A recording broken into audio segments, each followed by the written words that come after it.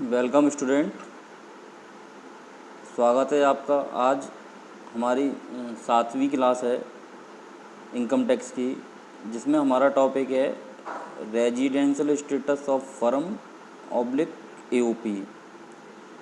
इस क्लास से पहले हमने एचयूएफ का रेजिडेंशियल स्टेटस निर्धारित किया था कि एचयूएफ का रेजिडेंशियल स्टेटस किस प्रकार निकाला जाता है। आज हम पार्टनरशिप फर्म और एसोसिएशन ऑफ पर्सन यानी साझेदारी फर्म और व्यक्तियों के समुदाय का रेजिडेंशियल स्टेटस किस प्रकार निर्धारित किया जाता है उसकी गणना करेंगे। तो स्टार्ट करते हैं बेटा। तो ये ध्यान रखना कि रेजिडेंशियल स्टेटस फर्म और एओपी इन दोनों का निर्धारित करने के लिए खाली ये देखना है कि ये फर्म निवासी है या अनिवासी है। इन दोनों व्यक्तियों की या करदाताओं की हम खाली दो स्थिति का निर्धारण करेंगे, रेजिडेंट या फिर नॉन रेजिडेंट। इनको हम ऑर्डिनरी रेजिडेंट या नॉट ऑर्डिनरी रेजिडेंट या नॉट ऑर्डिनरी रेजिडेंट में डिवाइड नहीं करते हैं। तो रेजिडेंट होने के लिए क्या शर्त है?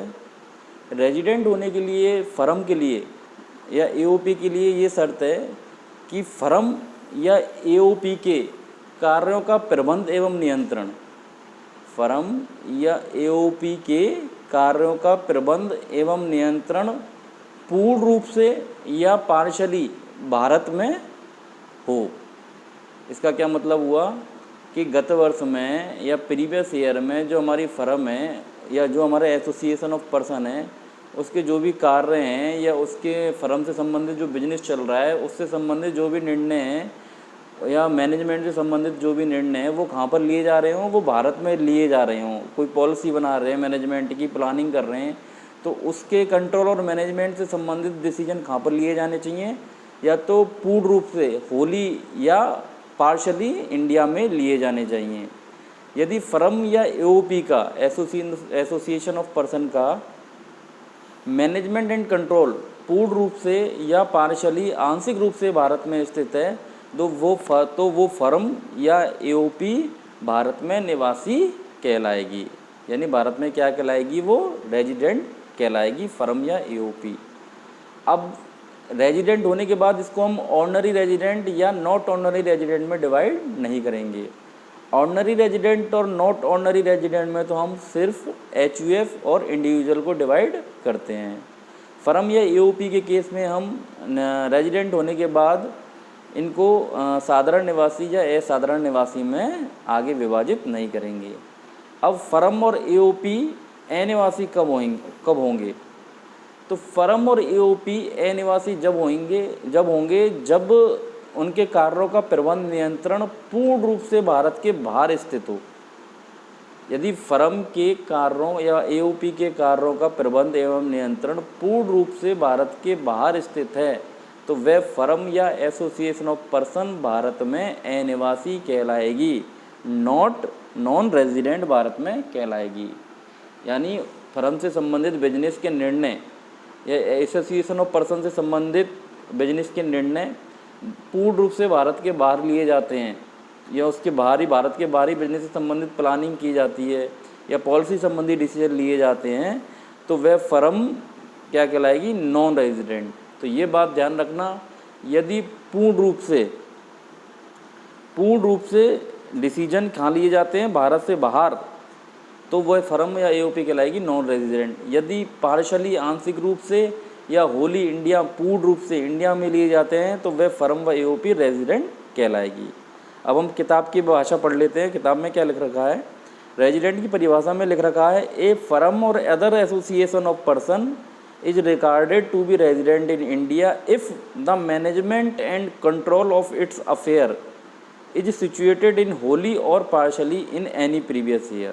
वो यही बात कह रहा है कि यदि फर्म या एओपी के कार्यों का यानी अफेयर्स का मैनेजमेंट और कंट्रोल गत वर्ष में प्रीवियस ईयर में पूर्ण रूप से होली या पार्शली भारत में स्थित रहा है तो वह फर्म या एओपी रेजिडेंट कहलाएगी। और नॉन रेजिडेंट में क्या लिख रहा है? ए फर्म और other association of person is regarded to be non-resident in India if the management and control of its affair is situated situated Holi outside in India. वही बात आ गई जो मैंने आपको बताई थी कि फर्म या एओपी नॉन रेजिडेंट जब कहलाएगी जब उसके कार्य से संबंधित प्रबंध एवं नियंत्रण यानी management and control of its affair situated outside Holi outside in India, पूर्ण रूप से भारत के बाहर स्थित हो। अब इसमें आप आगे देख लो, इसमें कह रहा है कि ए फर्म और other association of person can never be regarded as non resident in India, not ordinary resident in India. मतलब कोई भी फर्म या एसोसिएशन पर्सन भारत में असाधारण निवासी नहीं होगा, ये तो खाली निवासी होगा या अनिवासी होगा। अब फर्म में हम किसकी स्थिति देखेंगे, निवासी या अनिवासी की स्थिति देखने के लिए। तो फर्म में तो हम उसकी कंट्रोल और मैनेजमेंट कौन करता है, फर्म का पार्टनरशिप फर्म है तो उसके कार्यों का मैनेजमेंट और कंट्रोल तो उसके पार्टनर ही करते हैं।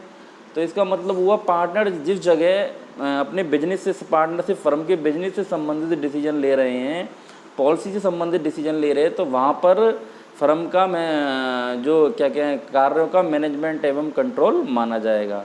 ऐसे ही एसोसिएशन ऑफ पर्सन्स में हम किसका देखेंगे, क्या कहते हैं मैनेजमेंट एंड कंट्रोल। उसके लिए हम प्रिंसिपल ऑफिसर जो उसका प्रमुख अधिकारी है एसोसिएशन ऑफ पर्सन का, वो कहाँ पर रहकर डिसीजन ले रहा है, तो उसका हम देखेंगे। उसके आधार पर हम फर्म या एओपी की निवासी स्थिति का करेंगे। अब एक उदाहरण है इसी पर, रेजिडेंटल स्टेटस ऑफ फर्म और एओपी पर आधारित है, तो इस उदाहरण को हम कर लेते हैं। ये कह रहा है Messrs Agarwal cloth house Karol Bagh Delhi is a firm carrying on cloth business at Delhi. Agarwal cloth house है, वो करोल बाग दिल्ली में है ये फर्म, और वहीं पर अपना क्लॉथ का बिजनेस चलाती है, कपड़े का। Which close its book every year on March 31, अपनी बुक्स वे 31 मार्च को समाप्त करती है। During the previous year one partner of the firm Shri Narendra Kumar remained outside India. मतलब जो पिछले साल गत वर्ष में उसका एक फर्म का एक पार्टनर नरेंद्र कुमार पूरे गत वर्ष में आउटसाइड इंडिया रहा है। And other Shri partner Mahendra Kumar in India, एक पार्टनर महेंद्र कुमार इंडिया में रहा है और एक पार्टनर गत वर्ष में पूरी वर्ष भारत के बाहर रहा है Narendra Kumar. Both the partner take part in the controlling the business, दोनों जो पार्टनर हैं वो बिजनेस को कंट्रोल करते हैं या उसमें भाग लेते हैं। Determine the residential status of the firm for the assessment year 2021, firm का हमें रेजिडेंशियल स्टेटस निर्धारित करना है कर निर्धारण वर्ष 2021 के लिए। तो फर्म मैंने बताया था, फर्म कब निवासी होगी, जब उसके अफेयर्स का मैनेजमेंट एंड कंट्रोल पूर्ण रूप से या आंशिक रूप से भारत में रहा हो। अब उसके कार्यों का प्रबंध और नियंत्रण कैसे चेक करेंगे कि फर्म जो फर्म के पार्टनर हैं वो कहाँ पर डिसीजन लेते हैं, पूर्ण रूप से या आंशिक रूप से, यानी कहाँ पर सिचुएटेड हैं, वो कहाँ पर रहते हैं। तो इसमें गत वर्ष में हम देखें तो एक पार्टनर तो आउट ऑफ इंडिया रहा है और एक पार्टनर भारत में ही रहा है, और दोनों पार्टनर एक्टिव रूप से भाग लेते हैं बिजनेस के डिसीजन में, मैनेजमेंट एंड कंट्रोल के। तो इस क्वेश्चन में देखें तो कम से कम हमारा एक पार्टनर तो भारत में है, मिस्टर कौन है, महेंद्र कुमार, जो पार्शली भारत में ही रहा है गत वर्ष में। तो इसका मतलब हुआ कि जो फर्म के बिजनेस और बिजनेस से संबंधित निर्णय मैनेजमेंट एवं कंट्रोल के पार्शली रूप से भारत में हुए हैं, अतः तो ये माना जाएगा ये फर्म निवासी है। इसका आंसर देख लो आप, अगले देख लेना इसका। तो आज की क्लास में बेटा इतना ही। आगे की क्लास में हम रेजिडेंशियल स्टेटस ऑफ कंपनी के निवास की स्थिति का निर्धारण पढ़ेंगे। Thank you.